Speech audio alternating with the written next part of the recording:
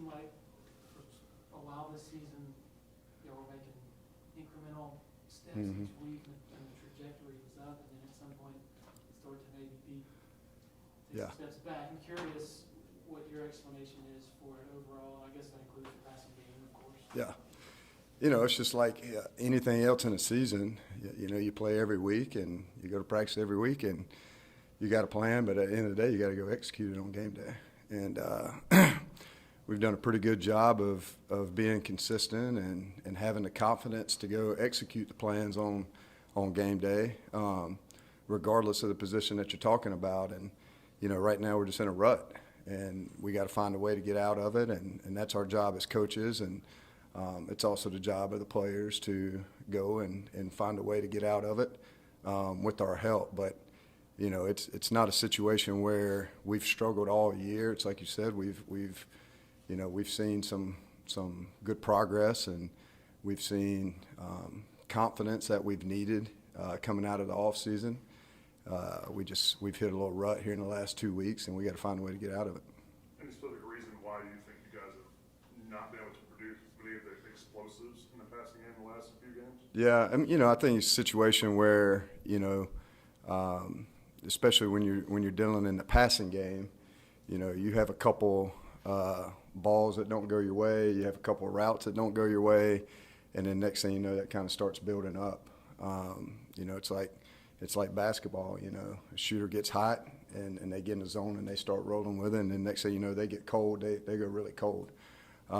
So there's situations across the board. It's not from a standpoint of the receivers or the tight ends or even just the quarterbacks. Sometimes you got the perfect look, you got the perfect call, you got everything exactly where you need it, and you get a little bit of pressure.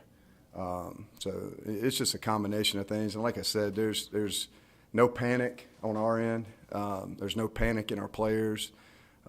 There's no panic with the coaches.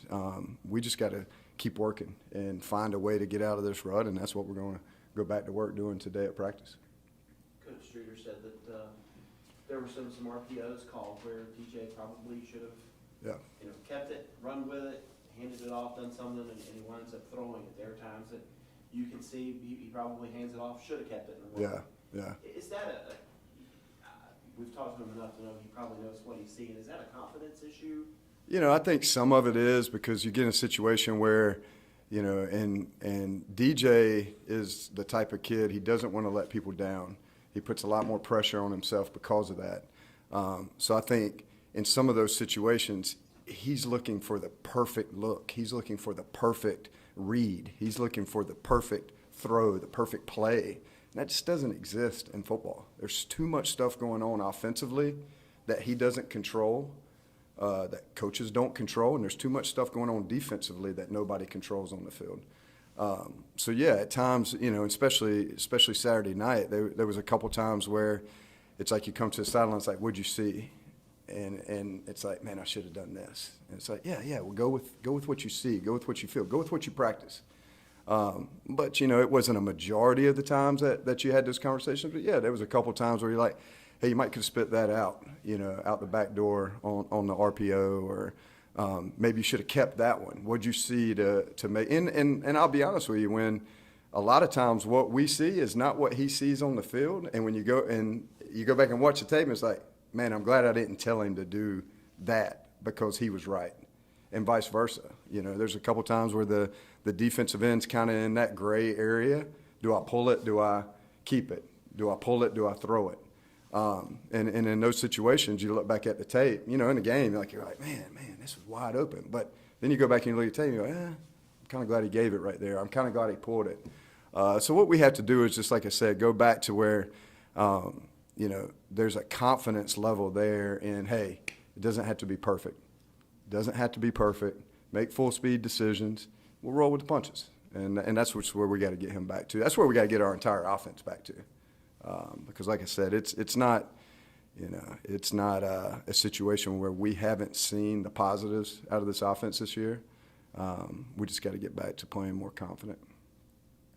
Coach Reed said that you guys really need to get K some more reps. As he put it, get him ready. Not trying to make a quarterback controversy or anything. Right. But would you like to see him actually, instead of just 2 plays Yeah. in this situation or 3 plays here, Yeah.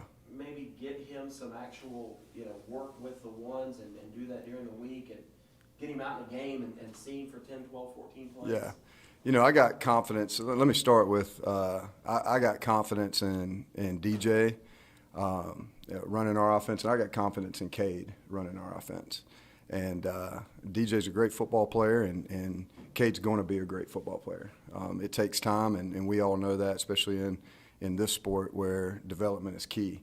But yeah, you'd like to see maybe Cade get in there and take a few more snaps and just kind of give you a change up. And then the flip side of it is sometimes when you're the starting tight end, or sometimes when you're the starting wide receiver, sometimes it's, hey, come over here and watch it for a second or two and see it the way we're seeing it. Sure. And when you got a guy like Cade, you can do that with DJ.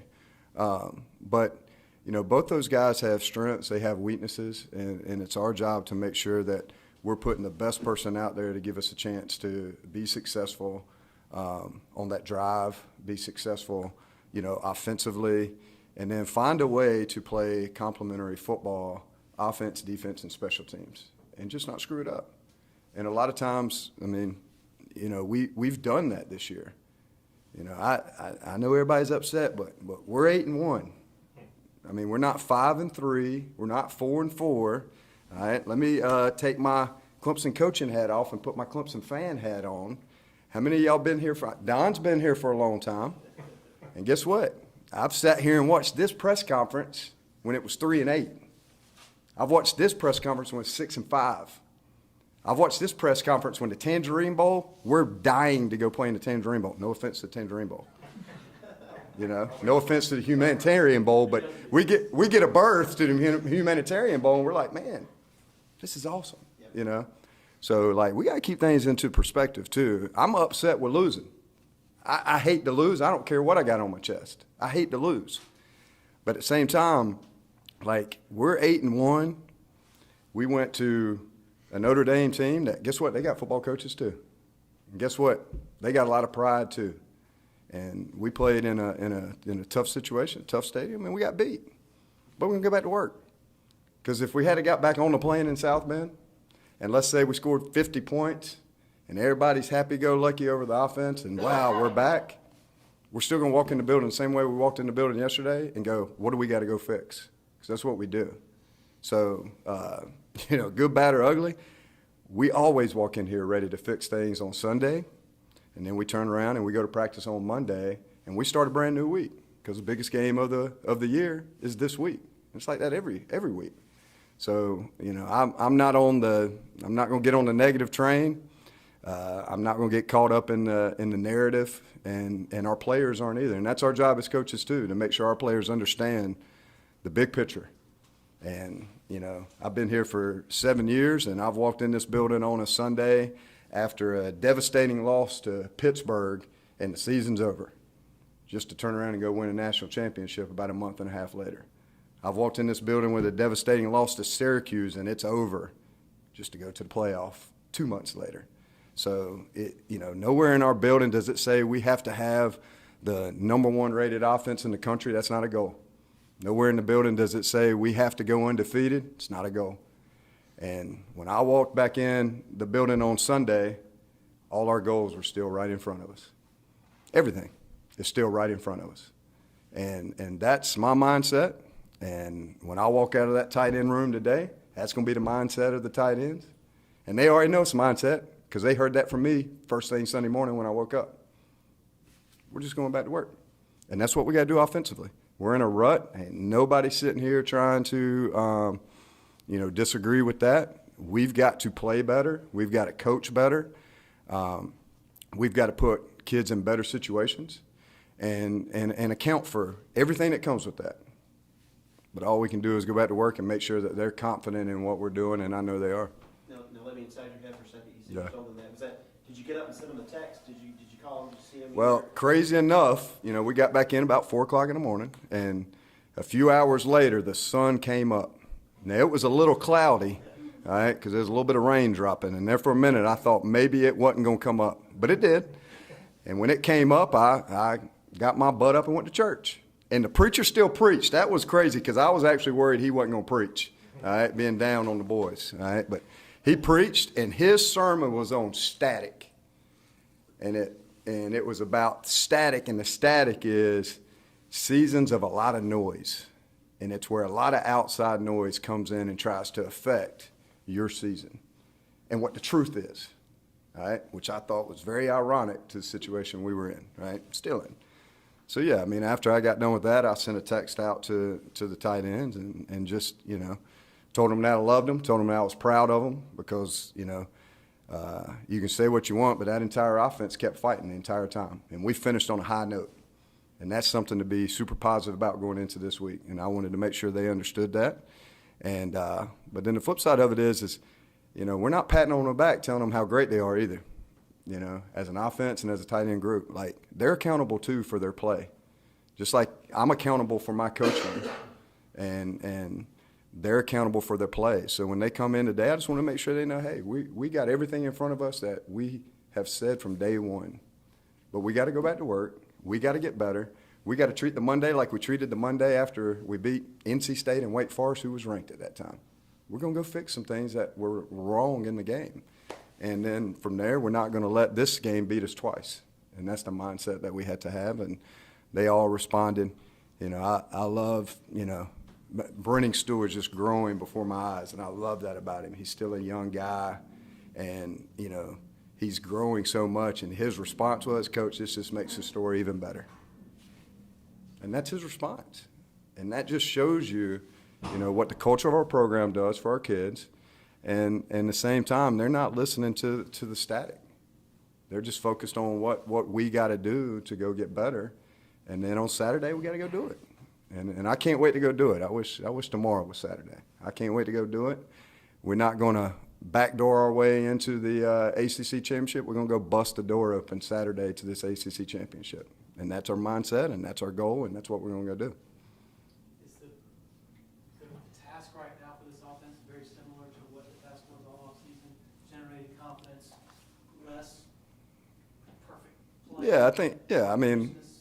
I think we got to get back to that. We played kind of free there for a while, and I don't know what's happened to kind of trigger it back to where, you can just tell we're kind of hesitant. And I'm not just talking about quarterback. I'm talking about a lot of areas. We're just kind of hesitant and man, just let it loose. Just run this route the way you run it every day in practice. And then we get out there, and it's not really a lot what the defense is doing. Now, at the time, there is some things that the defense is doing. There were some things that Notre Dame did different, obviously, than they did in film. Again, they got football coaches just like we got. But the weather kind of played. I think the weather kind of played into, because when you go and you watch, if you watched any of the Ohio State Northwestern game, the weather played into obviously some offensive and defensive changes in regards to probably game planning. And then I think the same thing was probably a little bit the case there, to where some of the stuff that they kind of done all season defensively, there were a couple tweaks that that they hadn't showed all year. And I think some of that was just due to the fact of the weather and that type of deal. And then you turn it over to their offensive side, and they grinded it out. And that was, again, that was great for them and kind of the conditions we were in.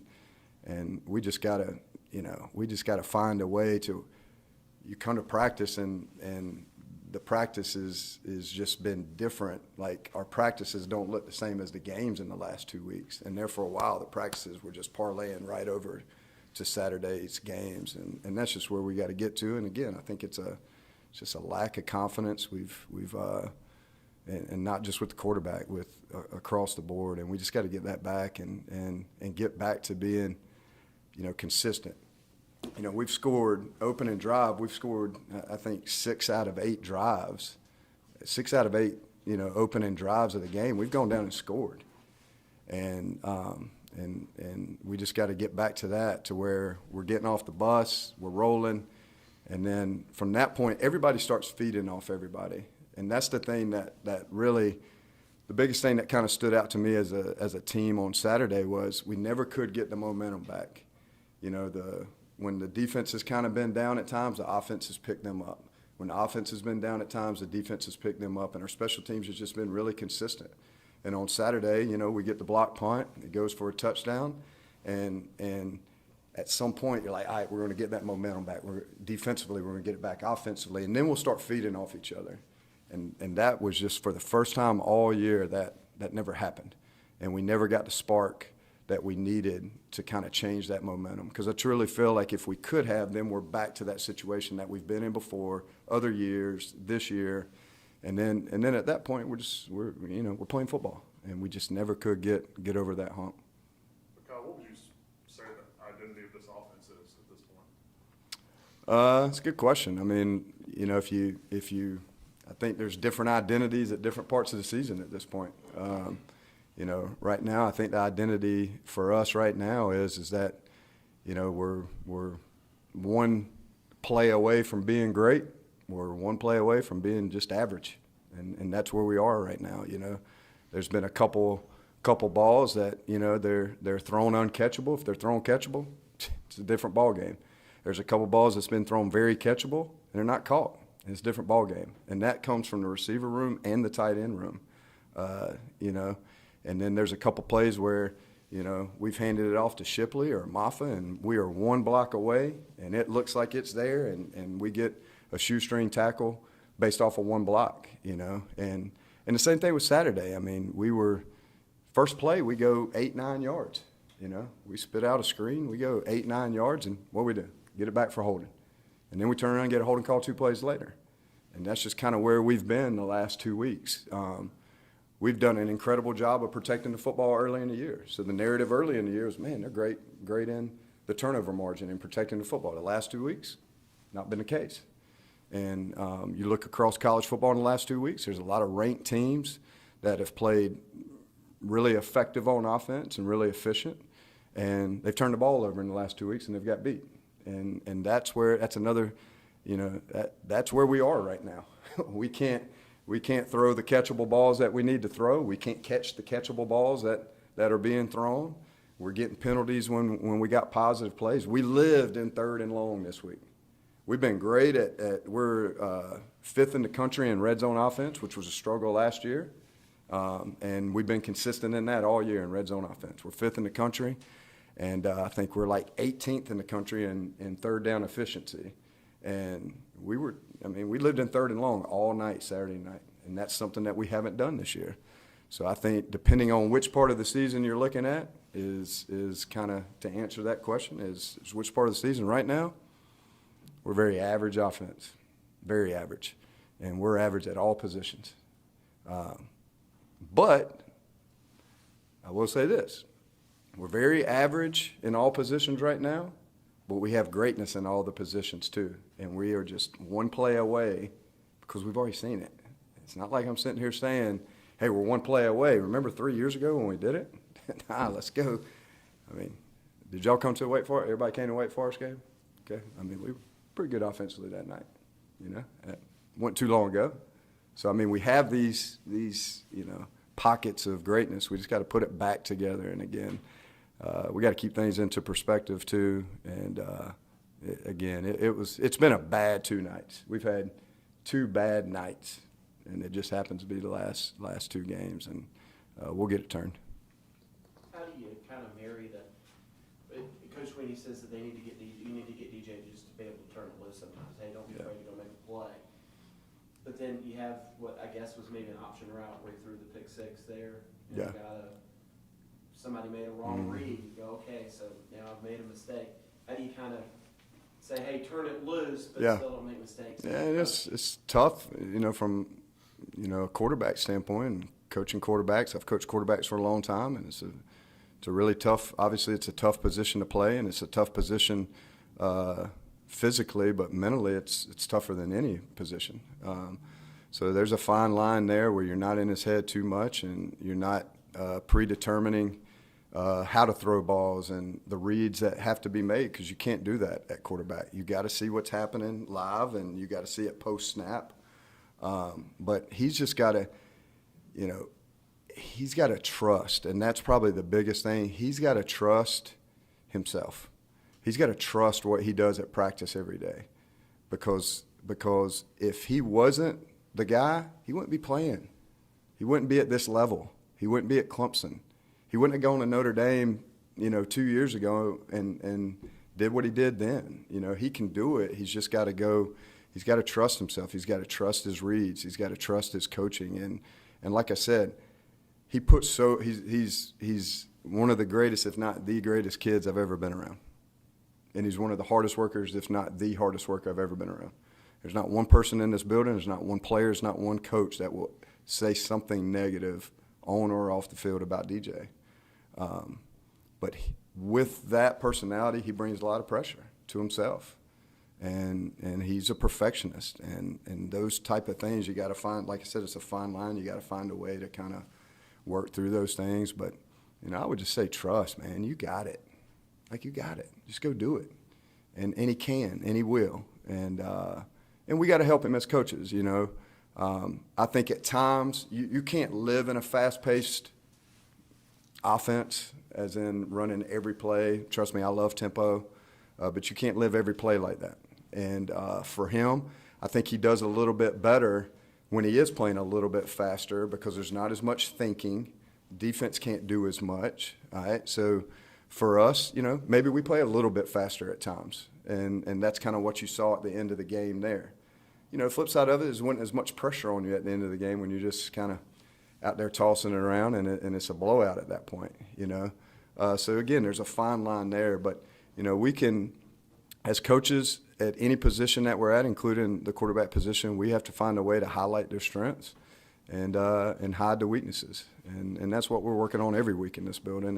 And I think maybe, tweaking some things there and just saying, hey, play a little faster, play a little more free, and let's see what goes from there. But again, you can't just line up and do that every snap either. That's not football either. So we'll have to figure it out. But we got a good plan moving forward. Is DJ running also integral to that sort of generating that looseness that you're talking about? Yeah, I think we just the last 2 weeks he hasn't ran as much, and again, it's not from a. We're calling the same plays that we've called all year in some capacity. It just hasn't worked out to where he's gotten loose the way he kind of has. And then there at the end, he did, and look what happens. He turned, it's a big play. But again, we just got to go back and make sure that, we're putting everybody in some of the times that we put the situation where, it's a quarterback run, there's still pass tags, attached to it. And they give you a wide open pass and you throw it out there, Like I said, there was a couple plays on Saturday where, he's probably going to end up running the football, but they left a wide open, tight end running a flat route. Well, take the tight end on the flat route. But then we get a holding call or we get this or, we just couldn't. The last 2 weeks we just haven't been able to piece it all together. But, we got to get him going more in the run game. Shipley and Maffa and him, they're just good complements. All three of them are just really good complements to each other. So we'll get him going a little bit more in the run game. And that always, he's enjoyed running the football this year, and it's calmed him down a little bit. And then you turn around and you see some of the things that we can do in the RPO world when he's that threat too. So that's another piece of it. And like I said, we've gone back and, we obviously we study ourselves from the previous game, but we've gone back and looked at things earlier in the year and said, all right, why were we so successful here, or what has happened here, and so we're exploring some of that stuff and seeing where we can kind of piece those things back together. The other part of it is you get this part in the season too. I mean, we're in November, and you got a lot of film on you at this point. And there's a lot more for the defense to digest as they're preparing for you and kind of creating their plans. So you have to be, again, there's a fine line. You have to be ahead of the game on that, and you have to make plans for that. But if you're screwing your own players up with giving them too much to do or too much to digest mentally, that slows them down playing faster and playing more free, then you're really screwing yourself in that comparison too. So we have to be careful that we're not putting too much on them just because the defense has more stuff on us. Any questions for Coach from Zoom?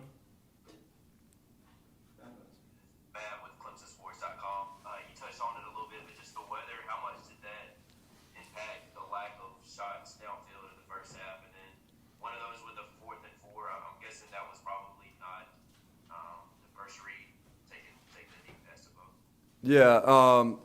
First part of the question, the weather. I mean, it was, it's the windiest game I've ever been associated with. I mean, heck, before we ever got to the stadium, the power was knocked out at the hotel due to the wind.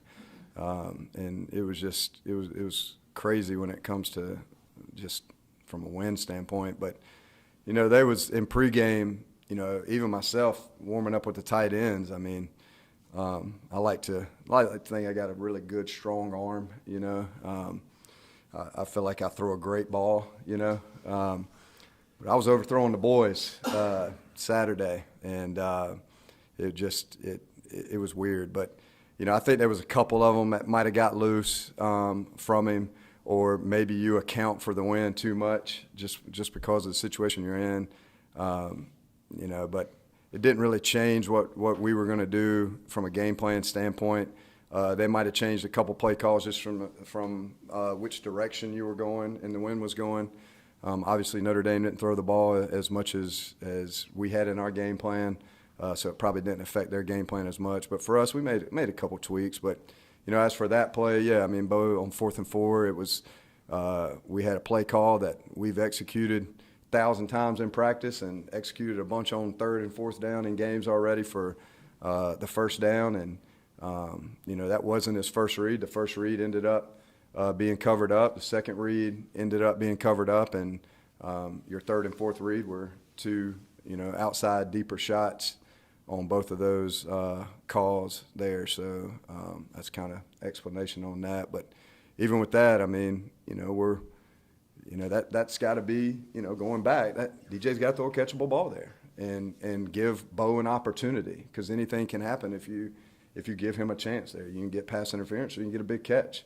And whether the wind took it or not, like we got to throw a catchable ball there, especially on 4th down. And those are the plays here and there that when you look at the effectiveness of our offense here in the past 8 games, like, we've thrown those balls for completions. We've thrown those balls for pass interferences, because they're catchable. And then here in the last 2 weeks, we've probably thrown more uncatchable balls than we have catchable balls. So it's not like it's a schematic thing. It's not like we can't, he can't do it. He's just got to go out and take a little bit off of it. And we don't need a perfect ball there to run underneath and go score a touchdown. We need a catchable ball that we got an opportunity to get the first down on and move the chains. And like I said, that kind of goes back to sometimes DJ just tries to be, because he don't want to let people down, and he puts so much pressure on himself that now he wants to make that perfect throw. And he's better than that, and he's shown that, and he'll get better at that. But we got to coach it up and demand it.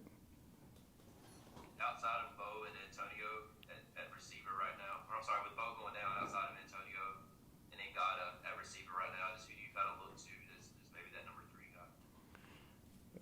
We got, Adams coming along, with him kind of being out with his injury. He slowly made it back, and, he's going to be he's a big-time playmaker for us in practice, and has gotten more reps, in a game, and he'll slowly get more reps there. Spector's a kind of a glue guy. He can go to any of the 3 positions and play any of those positions and be really consistent there.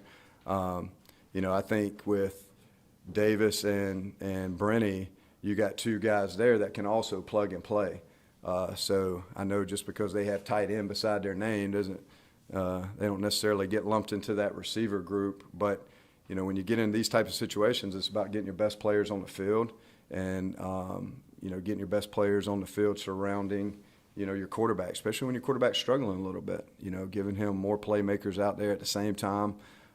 So we'll have to kind of figure out what we're going to do there from a standpoint of we know who our guys are, and I'm going to get in depth with it here. I figure Louisville's probably listening a little bit, but we'll have a plan with how we're going to carve up our personnel packages moving forward. But I'm super excited about the guys that we got and the guys that's gone out and performed already this year.